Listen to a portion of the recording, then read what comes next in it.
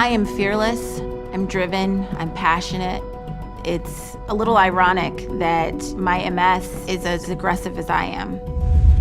I struggle with tremors, double vision, brain fog, and chronic pain.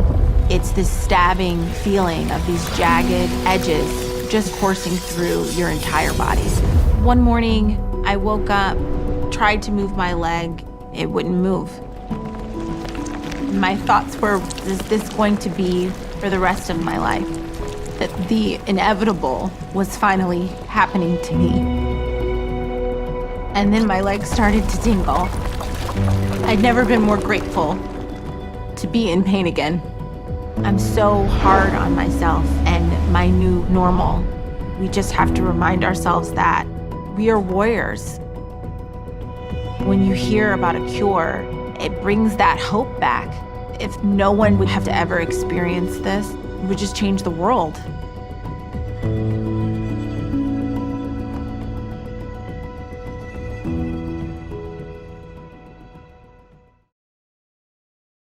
Representation through the society, to me, is extremely important. When you get that diagnosis of MS, you're gonna go on social media, you're gonna go online and put that word in, and the National MS Society is gonna come up. But when you click on that link and you only see a white woman or a white man, you're gonna feel like maybe you were misdiagnosed. You're gonna feel like something's not right. It's a problem because, most of the time you see MS. I mean, it's from most publications, you really see it in a certain manner because more women have it, more white women have it. But when you start seeing younger black men have it, which is a lower, statistic, but it needs to be marketed because a lot of younger black men are continually getting it. So when you're coming up in a disease and you don't see yourself in any of those people that are marketed, it's very hard to associate yourself. My doctors would always say, go on the website. I don't want to go on the website. They would give me, publications and I don't want to look at that. You know why? Because I don't align with that and it doesn't make sense to me. And because I don't align with it, I feel even more secluded. I feel even more confused. Seeing other black and non-binary and trans and female-bodied people represented in media about MS, shows other people that there are other people who exist with this, and so it hopefully will feel a little less lonely. I don't see a lot of black people in general represented with MS, so it's exciting to be able to be a face for this. And I just hope it inspires other people to ask more questions about their health. So I think it's very important to tell my story because there's going to be a lot of people that relate to me that relate to me. They're going to see things that I do and they're going to see, hey, I can do this, right? I want to tell everybody how MS is impacting me, ways I manage the impact on me and just set it up in ways and just help people. Your voice is our power. And what I mean by that is that every person that speaks up helps other people going through the same thing, and it helps educate people that can't comprehend it. MS does not discriminate. MS is gonna get a man, a woman, they're gonna get anybody, black, white, purple, gray. It's gonna hit us all, but when we start to see more of a representation, I feel like it can calm and ease the anxieties behind it. It makes you more accepting of it. It makes you feel like, you know what? There are other people out there like me. I wanna make sure that no other woman that looks like me, talks like me, has family from the places that I have family from, feel like they're alone.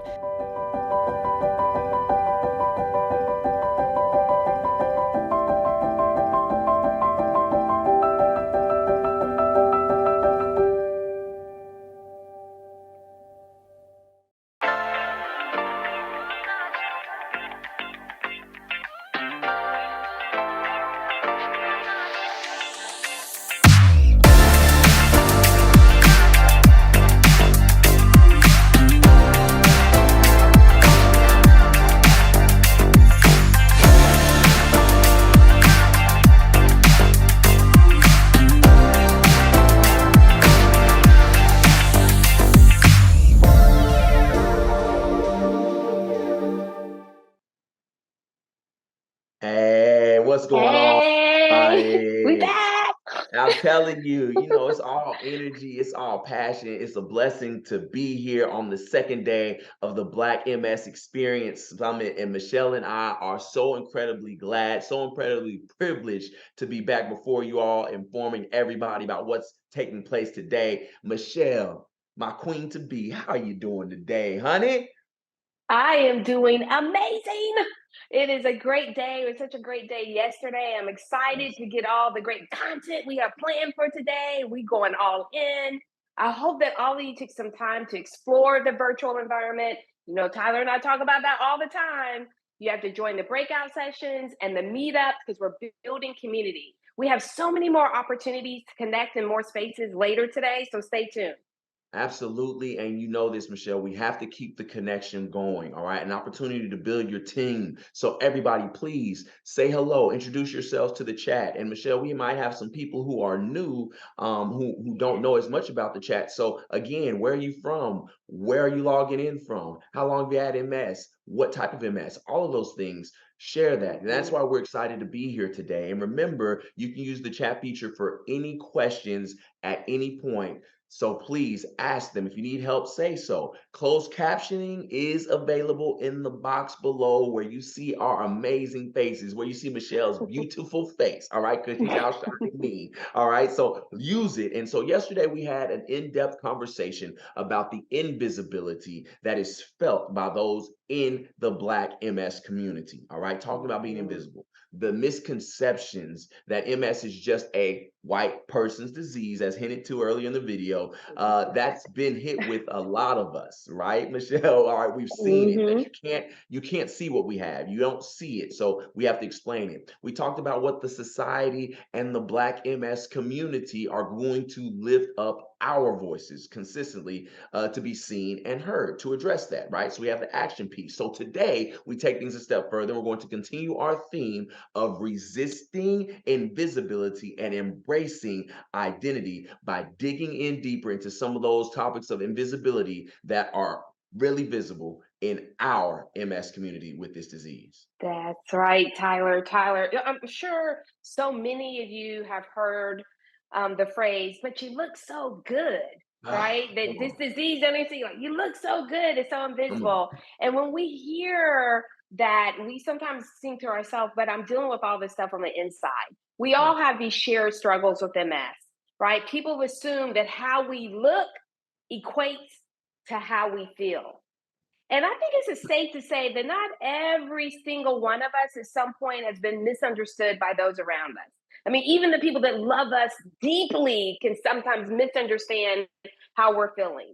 So just feeling like we have to justify or explain our symptoms can almost be exhausting as MS fatigue itself, right, Tyler? We were talking about this right before the call started. Absolutely. And I've been in a situation personally where I went through a relapse so my family could personally see it because I get tired of explaining it. So I literally let them see me go through a relapse and what it did. So today we're diving in deeper into our everyday experiences with MS that are invisible. All right. The symptoms that are around us that some people cannot see, but they do have a huge effect on our everyday personal lives. We're going to talk about that, and so we can dive in deeper to those symptoms, and just as importantly, how we can share what's going on inside of us with those who we love. Because I know it gets frustrating, but we do have to help them walk alongside us with this journey because we all need each other, Michelle.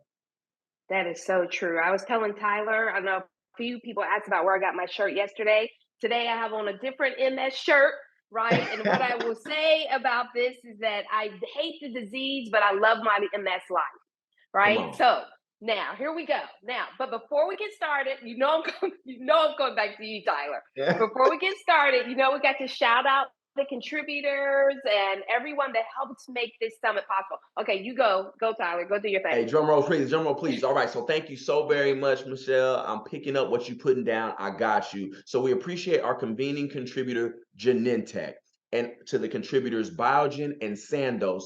Thank you all so very much for allowing a consistent presence for our voices to be lifted within the Black MS community. So there we go. Let's go, Michelle. I got it out the way. You I got you. you did good. You always do amazing, Tyler, always. Okay, but first up today, we have Kenneth, who's going to talk about he's going to talk about his cognitive symptoms and how does he manage them. I'm messing that whole intro. Let me start that one over real quick. We Kenneth got you. is up. Start it over. Start He's it going to over. talk Start about it his over. cognitive symptoms and how he manages through them. Okay, Kenneth, thank you. Hi, everybody. Just like you, I deal with a lot of cognitive issues. My main cognitive issues are memory, thinking, brain fog, and getting lost quite often. Ways I tackle those items is, I do a lot of mindfulness skills, and I live in a smaller apartment, and it's the placement of all my items that I have, my keys, my wallet, sneakers, shoes, socks, that I keep it in the same place at all times. I also do some logic games, which really, work my brain, and I do a lot of mindfulness because mindfulness reduces the anxiety and the pressure that dealing with MS brings, especially with the fact of me being 37 years old and me dealing with cognitive issues since I was 22. I was unable to go to law school because being a litigator, you have to think on your toes, and with MS and cognitive issues, it's not really possible. So it was a major emotional, it's caused a major emotional impact on me, and the people around me, because I'm not able to do those things that everybody else is able to do. Or with cognitive issues, it takes a few more minutes to do those things. So it's very tough on me, and I just take life one day at a time. And I really practice my mindfulness because it keeps my anxiety down. As you all know, when you can't do something because you can't think of something, your anxiety flares up, and at that point, you're no good to anybody. Another aid I would say is taking naps, because although naps are good for fatigue, they're also good for cognition because you're shutting your brain down. And what you're able to do is, as you wake up from the nap, you're recalibrating everything. So it's like restarting your phone. Cognition, living with MS and cognition is just like an iPhone. Sometimes when it freezes up, you got to turn your phone off. You got to restart it. And that's what cognition is. You got to run your body like it's an electronic device, and you got to shut it down. And shutting it down, you could do it through, and it's flaring up now, but you could do it through, a nap. A nap is great. A quick nap in a car, a quick nap in the apartment, wherever you can just shut your eyes for very quick, and that will be able to work. And you just want to keep it as simple as possible. But I wish you all the best luck. I wish you all the best luck with dealing with cognition, because we are fighting together, and we have to live one day at a time. That's it. Until there's a cure, we're living one day at a time. That's all. Man, Kenan, Yeah. yo, thank you so very much for sharing that. And like I said, I'm gonna take that to the bank. The whole analogy with the phone and turning your device off is the same as you turn your body off. Like, I take that, right? That's a great analogy, perspective, and the cognition response. I really appreciate you, Kenan. I'm a big fan of Black man being vulnerable. So, man, my hat is off to you. I know that was not easy, Kenneth, but thank you for keeping that door open so other brothers can walk through it. I love what you shared, and we will continue to share our stories. Thanks for being that voice. Michelle, come on, you have to agree. Yeah, I love Kenneth, and I'm a Yeah, big fan of mindfulness. I practice it every day. I use the app Balance. The reason why I use the app Balance is there's a man of color on there that come on. calms me down, right? And it's very good. So shout out to you, Kenneth, and all that you do. So next we have a really special opportunity to hear from someone who's a huge advocate of the and voice of the Black MS community. Now, I'm biased on this intro right here because two of my favorite people are part of it. The nerdy neurologist herself, Dr. Mitzi Joy Williams, and the man on camera right now, Tyler. They get ready to come up and offer some gems. Tyler, go ahead and bring us in with Mitzi. Yeah, absolutely. Because and now it's my turn, right? It's falling back on me to get the intros, right? All right. So no pressure, TC. No pressure. Thank you for throwing it, Michelle. All right. So Dr. Mitzi Williams, my sister from another mother, is a board certified neurologist who specializes in MS. And I'm sure a lot of you have seen her face before. Those of you who don't know, you're in for a treat. She also hosts a great podcast featuring guests like yours truly. I've been there. It's called Brain Chat with the Nerdy Neurologist. It covers important topics about MS, and it's on blackdoctor.org. Okay, so please look that thing up, subscribe, listen in, go play back. You will get information that is so Yes. valuable. I'm a big fan. I'm so excited for her, and it is an honor for Mitzi Williams to be on the show today. Hey everybody, it's Dr. Mitzi, the nerdy neurologist, and I'm very excited to be here as a part of the Black MS Summit, sponsored by the National MS Society, to talk to you a little bit about the invisible symptoms of MS. I'm sure by now you've heard a lot about what MS is. We know it's an autoimmune disease that affects the central nervous system, which includes the brain, the spinal cord, and the nerves to the eye. And we also know that symptoms are very different and unique to each person. And so we can't necessarily look at one person and predict that their MS will present or change over time exactly like another person's MS. But we do know that there are some experiences that are common to people with MS. And many people with MS experience invisible symptoms. And so, what do I mean by invisible symptoms? When people think of disability, it's very common for them to think of someone who can't see, maybe, or someone who needs assistance with walking, like using a cane or a walker, or even they may think of someone who is bedridden because their MS is so severe. But there are oftentimes symptoms that can affect your daily function that are not as visible or as easily thought of as associated with disability. One of the things that many of my patients say frustrate them is that people will look at them and say, "But you look so good. What do you mean you have MS?" And that can often be frustrating because they may not feel well. So, what are some of these invisible symptoms or silent symptoms of MS that we're bringing more attention to in the neurologic community recently? Let's start with fatigue. So, fatigue related to MS is a very well recognized symptom. It is not your run of the mill, "I've been running around all day with the kids, taking them to practice, or I had a long day at work" type of fatigue. It's really more like people say that they have a certain amount of energy for the day. And once that energy is used up, it's kind of like they hit a brick wall, and they just really can't go anymore, or kind of like they run out of gas. I've heard other people use the analogy of spoons, right? So you have a certain number of spoons, which is your energy for the day. And once those spoons are gone, it doesn't reset until the next day.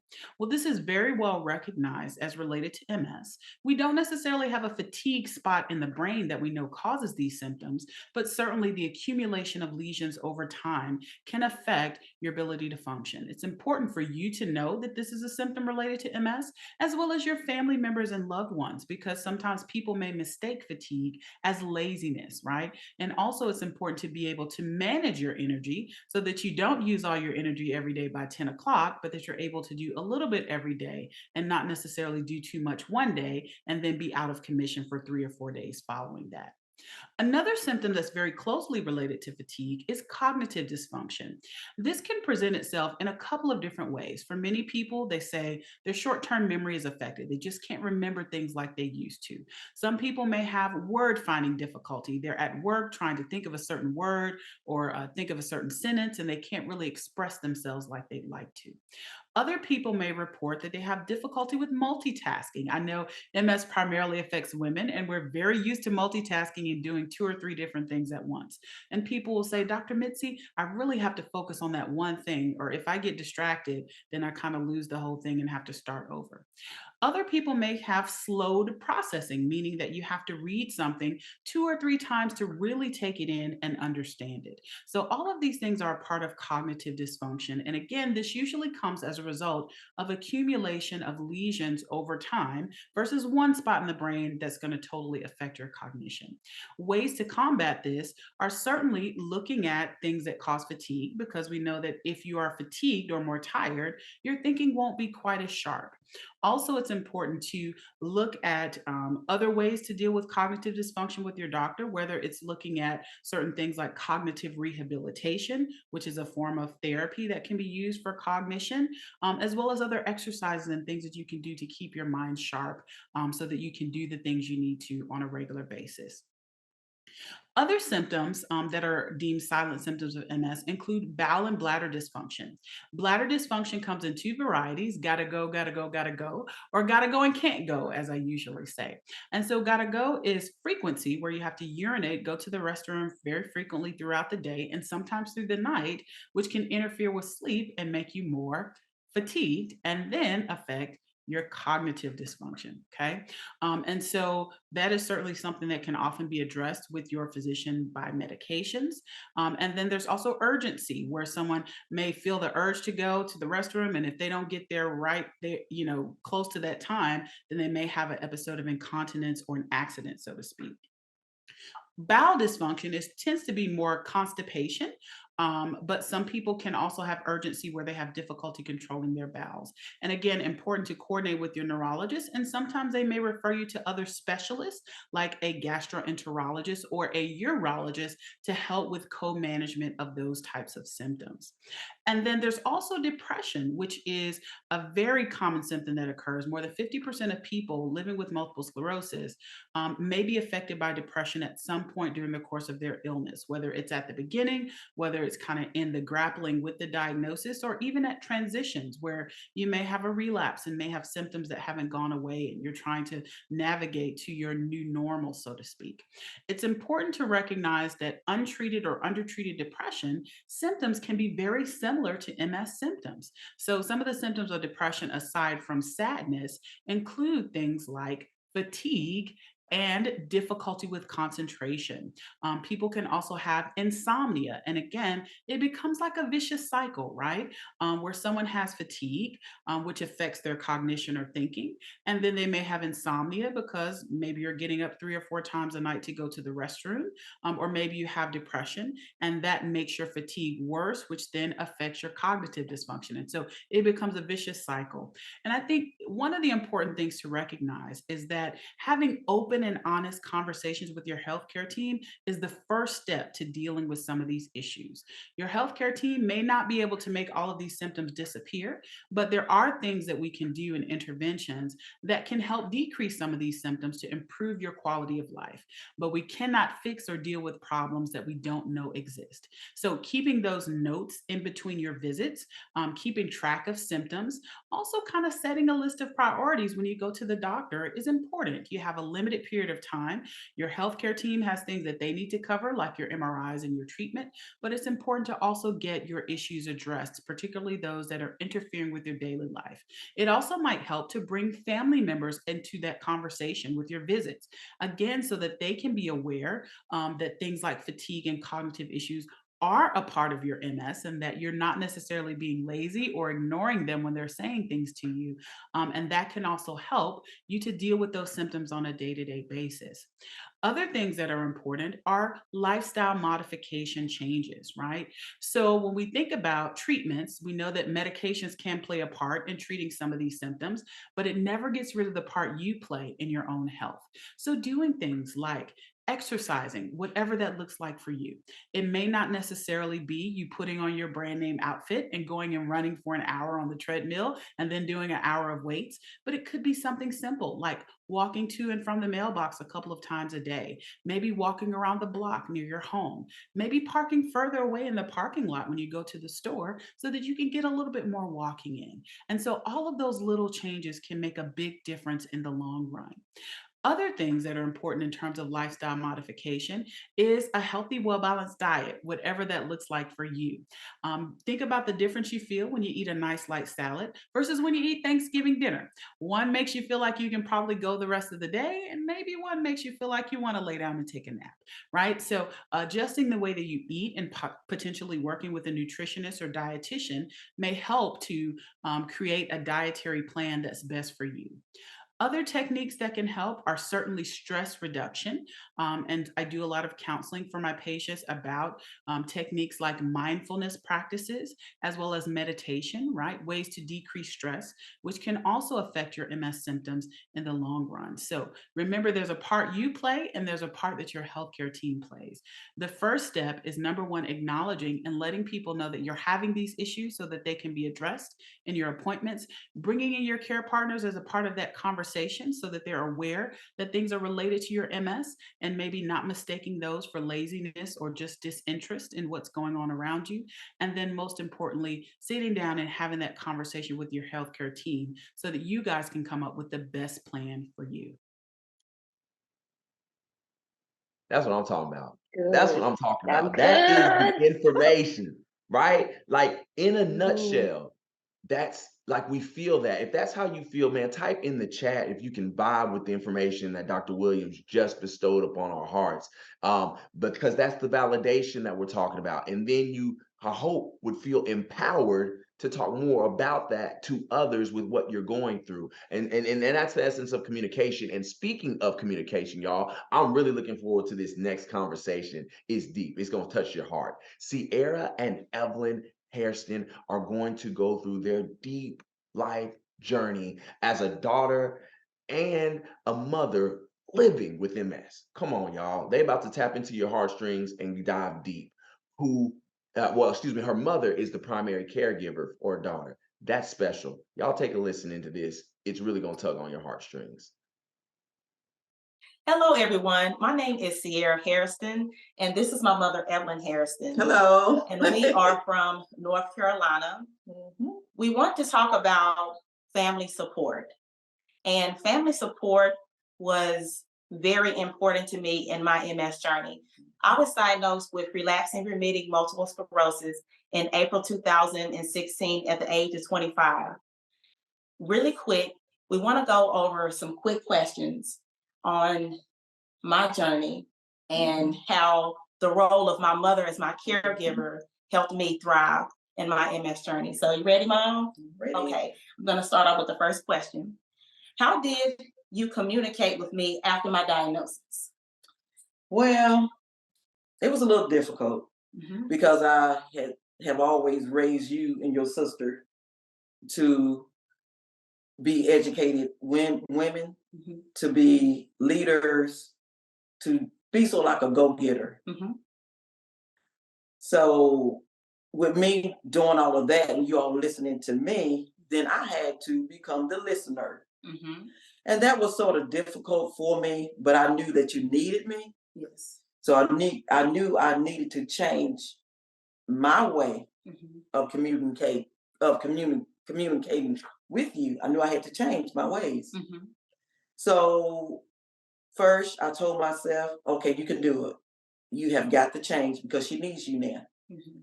So I had to become a very active listener Mhm. because I knew now at this point you needed me and you needed me to listen. Yes. So I had to be an active listener. Mhm. And you were. Okay. Okay, when you were diagnosed with MS, what is something you wish I understood about your struggles? I wish you understood that when I was initially diagnosed with MS, I just I was in a state of shock and I lost my trust for everybody. And blacks and African Americans in the South, we hold strong to our faith. And I felt like I couldn't even trust God at the time. And I had some issues trusting you in this new role because I have always known you as my mother and then my friend. But I did not know you as a caregiver. And I know you have been a registered nurse for years. And I know you've worked with people living with MS. You've had MS patients before. But I did not know if I was going to be treated differently from you, if you see me the same, if you were proud of me. It was just so much self-doubt that I had within myself and doubt that you would love me the same. And I always wondered, I'm like, is mom going to treat me the same? Is she going to look at me the same? And so I struggled with trust issues, but of course, I gained trust, and just by you doing just simple acts of kindness and being there for me. Mhm. What are the important roles of a caregiver?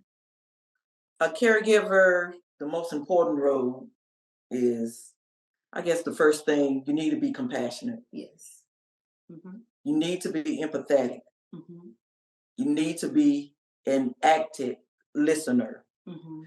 Because in order to help this person to get through what they need to get through and to thrive, you need to be able to listen. Yes.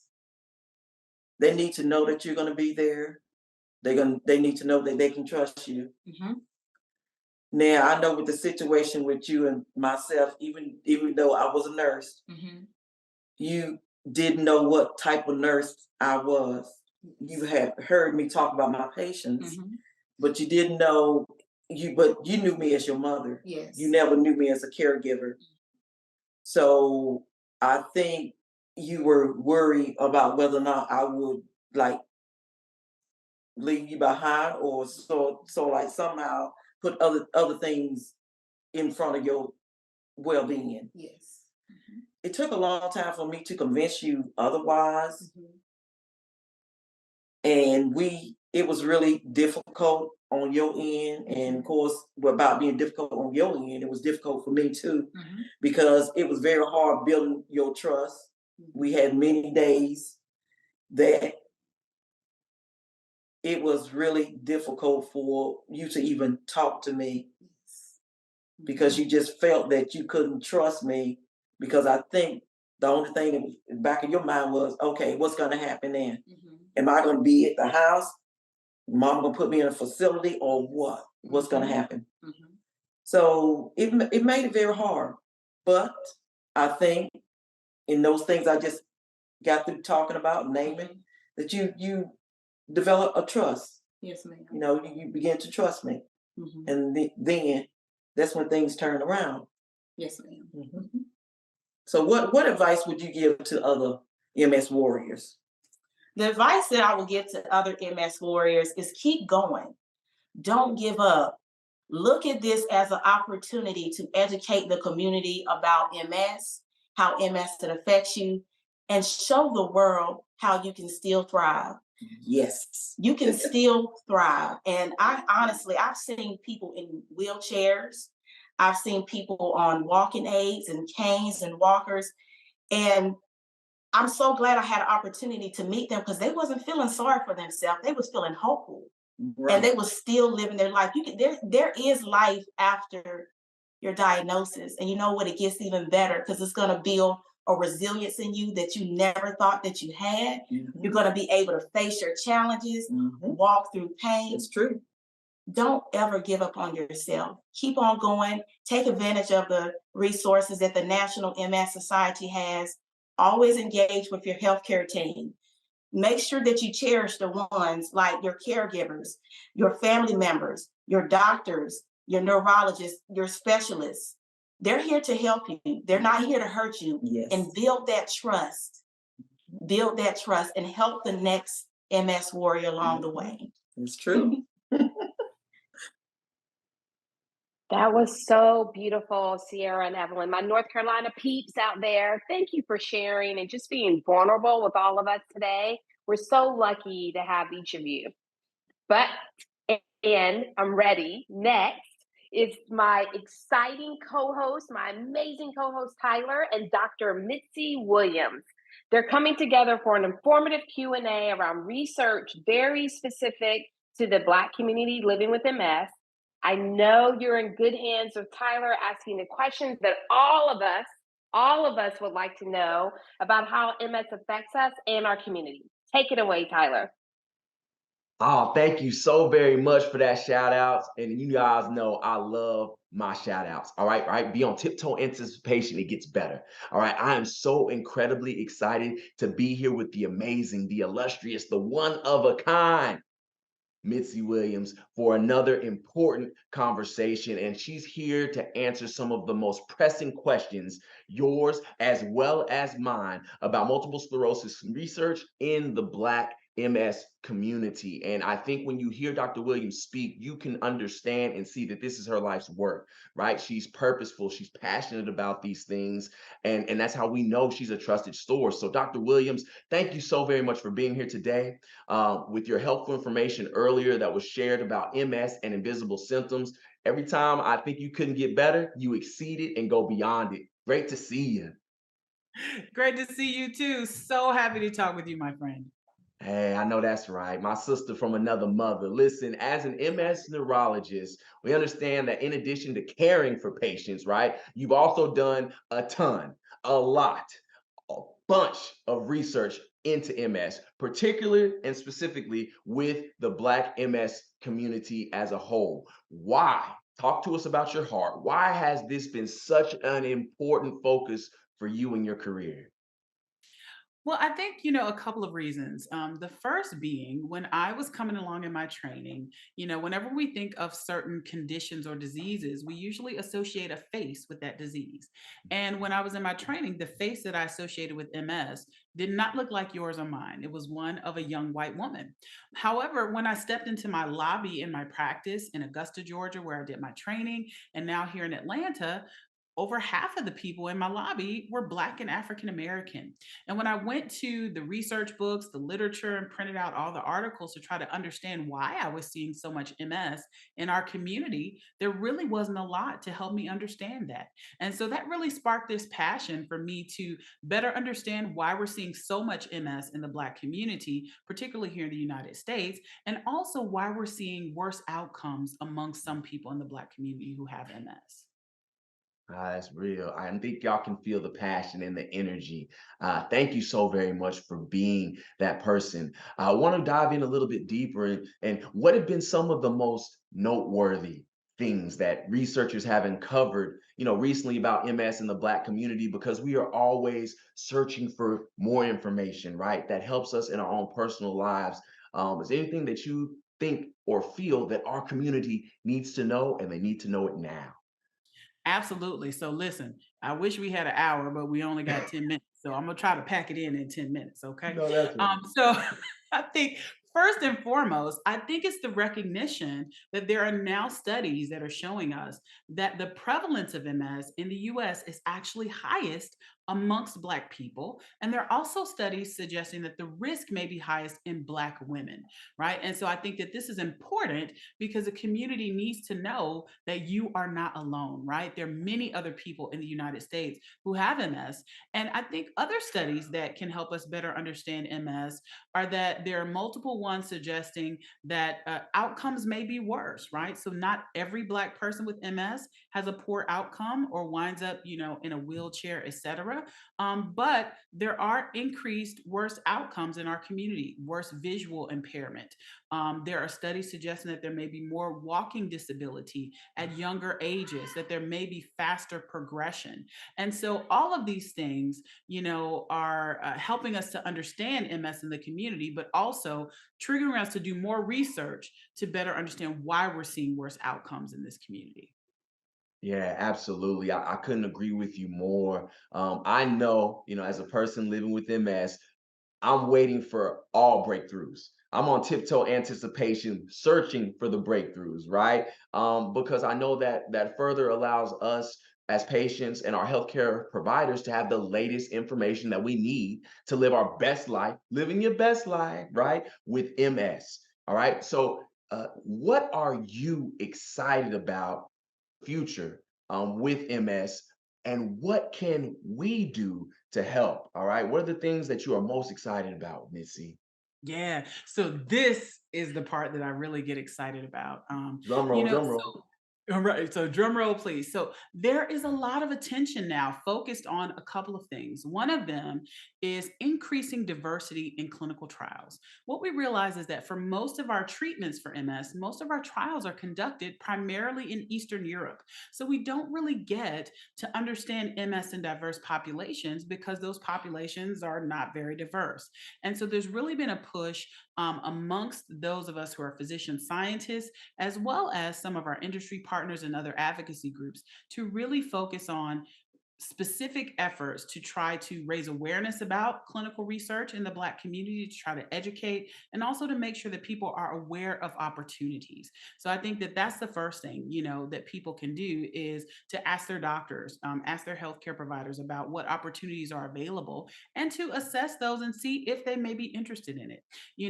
If they're not interested in a clinical trial, then there are other ways to get involved in research. For instance, the National African American MS Registry was founded in 2020, and that is an easy way for people to help provide information to help us understand some of the risk factors about MS in the Black population, as well as to understand why we're seeing some of these outcomes. Is it that people are late to diagnosis? Is it that people are not getting effective treatments early? Are they not having access to MS specialists, et cetera?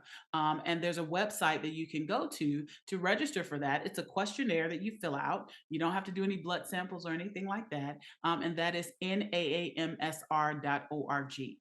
So that's a project I'm very excited to be a founder of. And I think one other project that we're about to start reporting results on is the Chimes trial, which is the first clinical trial focused on Black and Hispanic Americans with multiple sclerosis. And so it took us several years to get it off the ground, but we finished the first year of the study and we're getting ready to report some of the data from that. So I'm very excited because we're getting closer, right?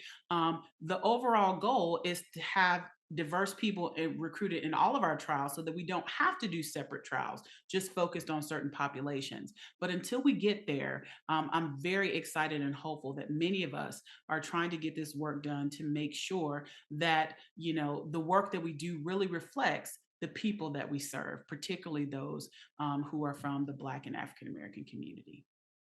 Oh, giving you flowers, that is powerful information. And I think people who are listening in can see that every year we have this summit, things are moving further.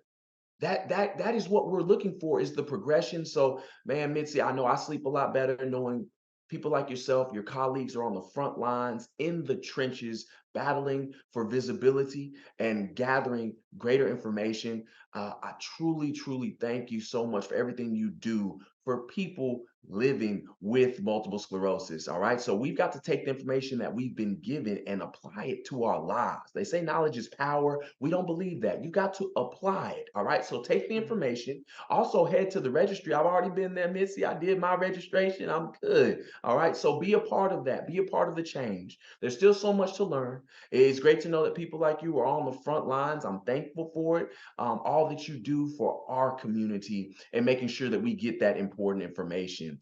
And so for us now, I'm excited to kick things back to my amazing co-host, Michelle, and we're going to wrap this thing up with our time together. Thank you so very much, Mitzi. Thank you, Tyler.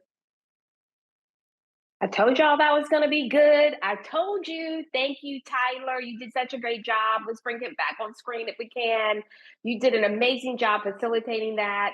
Please go to the connections room and get involved in the registry and all of those good things. So amazing job, Tyler. Giving you your flowers on camera now. You're always giving it to others. So thank you for everything that you've done. I just want to echo everything that you and Dr. Mitzi said there today around just sharing her wealth of knowledge about MS, especially as it pertains to our community. That's what we're here for.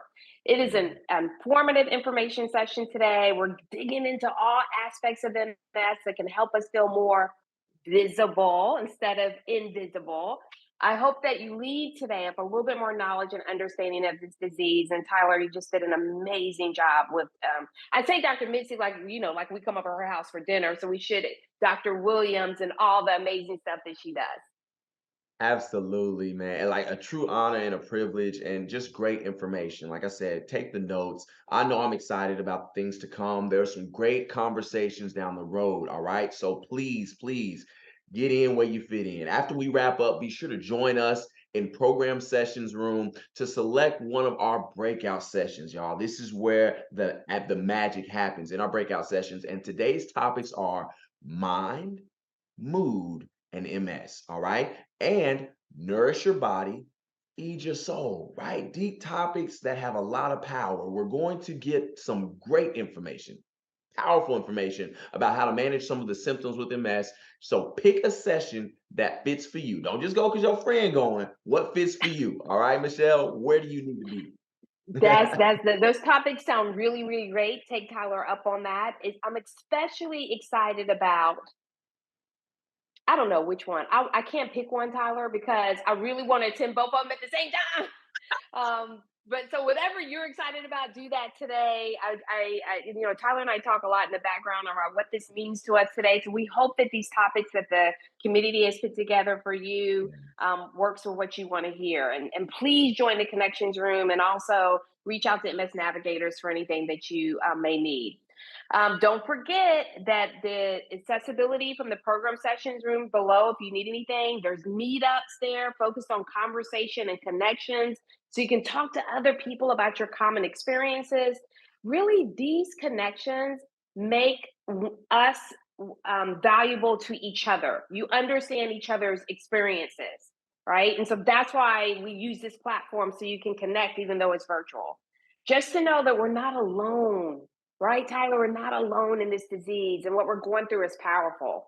That's our biggest complaint, right? That you're not alone. So here we are with a platform to no longer be alone. All right. So please take full advantage of it. We encourage you, everybody, to check out all the virtual environment has to offer. That's your unity, that's your community, and keeping those connections going in the connection lounge. Take a photo in the photo booth.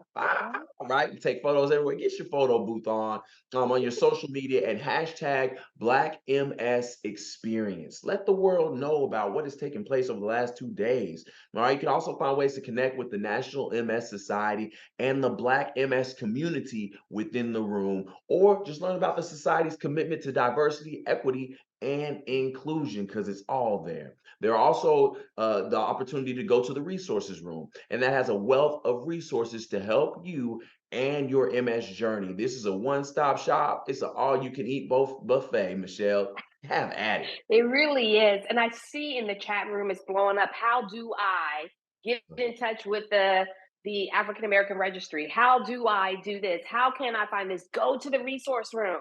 And if it's not in there, ask the question. I guarantee you someone from the MS Society will find it for you. That's how great they are. Right. Absolutely. So okay, Tyler, it's time to close out with you and I for today. Right. Thank you so much for dedicating your time to join us this year. It takes all of us coming together to share our stories and our experiences to make us feel not alone through this journey. Let's keep this Absolutely. momentum going in all the breakout sessions. I mean, Tyler and I keep saying that over and over and over again, because we want you to go to the meetups. We want you to go to the breakout sessions. We want you to use the virtual environment. And so we're going to be in there. We hope to see you there. Take full advantage of it, everybody. This is our time. Let's go so we can grow. Love y'all, respect y'all. Michelle, great job. You had it going on. Have a great summit, everybody.